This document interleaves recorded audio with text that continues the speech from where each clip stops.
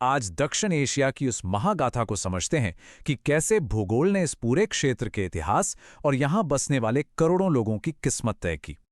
सोचने वाली बात है ना? कि आखिर दुनिया का सिर्फ एक हिस्सा पूरी इंसानियत के लगभग एक चौथाई लोगों का घर कैसे बन गया।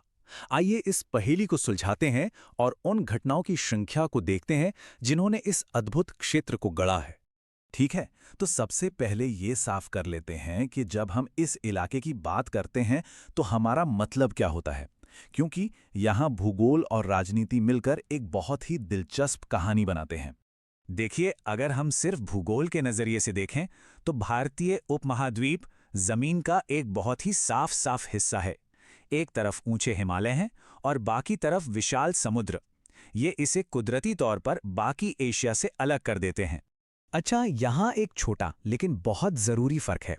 भारतीय उपमहाद्वीप एक भौगोलिक शब्द है, मतलब ये जमीन के उस टुकड़े की बात करता है जो इंडियन प्लेट पर है। दूसरी तरफ दक्षिण एशिया एक राजनीतिक शब्द है जिसमें इस इलाके के देश आते हैं, जैसे कि श्रीलंका और मालदीव जैसे द्वीप भी। अब जरा समय में बहुत पीछे चलते हैं और देखते हैं कि यह सब शुरू कैसे हुआ। इसकी शुरुआत हुई थी धरती के इतिहास की सबसे नाटकीय घटनाओं में से एक से। सोचिए, ये पूरी प्रक्रिया लाखों सालों तक चली।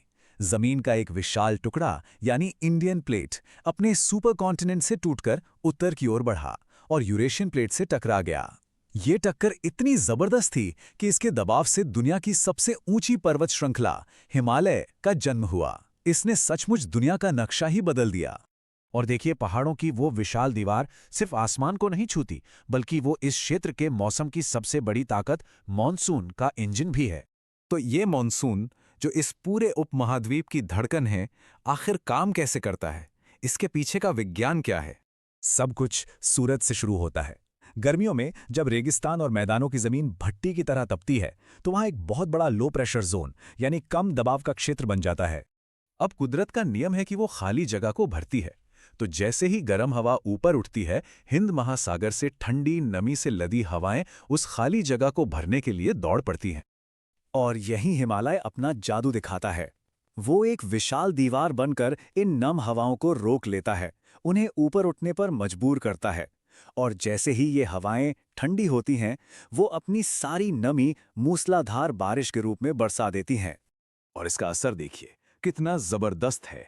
पहाड़ों के एक तरफ जहां हवा टकराती है, वहां दुनिया की कुछ सबसे ज्यादा बारिश वाली जगहें हैं, और दूसरी तरफ बिल्कुल सूखे इलाके।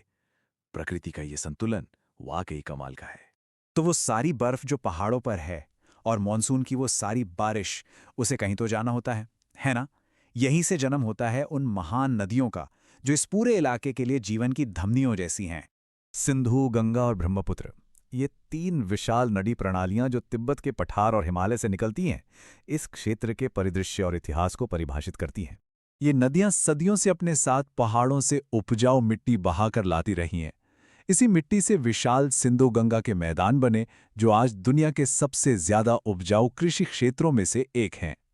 और जाहिर सी बात है, जहां उपजाऊ जमीन और भरपूर पानी हो, वहां इंसानी बस्तियां तो बसेंगी ही। यहीं से ये क्षेत्र मानव सभ्यता का एक बड़ा केंद्र बन गया। यहां मानव बस्तियों का पैमाना समझना भी मुश्किल है। आज यहां लगभग 1.9 अरब यानी करीब करीब 2 अरब लोग रहते हैं। सोचिए, धरती पर मौजूद हर 4 में से एक इंसान यहीं का है। अगर इन आंकड़ों पर नजर डालें तो एशिया के 5 सबसे ज्यादा आबादी वाले देशों में से 3, भारत, पाकिस्तान और बांग्लादेश, इसी उपमहाद्वीप पर मौजूद हैं। लेकिन सिर्फ कुल संख्या ही पूरी कहानी नहीं बताती। जनसंख्या घनत्व देखिए।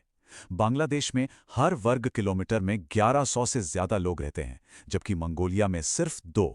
ये जबरदस्त अंतर हमें दिखाता है कि इस क्षेत्र के उपजाऊ नदी मैदानों में जीवन कितना घना बसा हुआ है। और ये सब हमें एक बहुत ही अहम सवाल पर लाके खड़ा कर देता है। जैसे जैसे दुनिया का मौसम बदल रहा है, क्या जमीन, पानी और लगभग 2 अरब लोगों के बीच का ये सदियों पुराना संतुलन कायम रह पाएगा? ये एक ऐसा सवाल है जो इस क्षेत्र के भूवैज्ञानिक अतीत को हमारे ग्रह के चुनौतीपूर्ण भविष्य से जोड़ता है।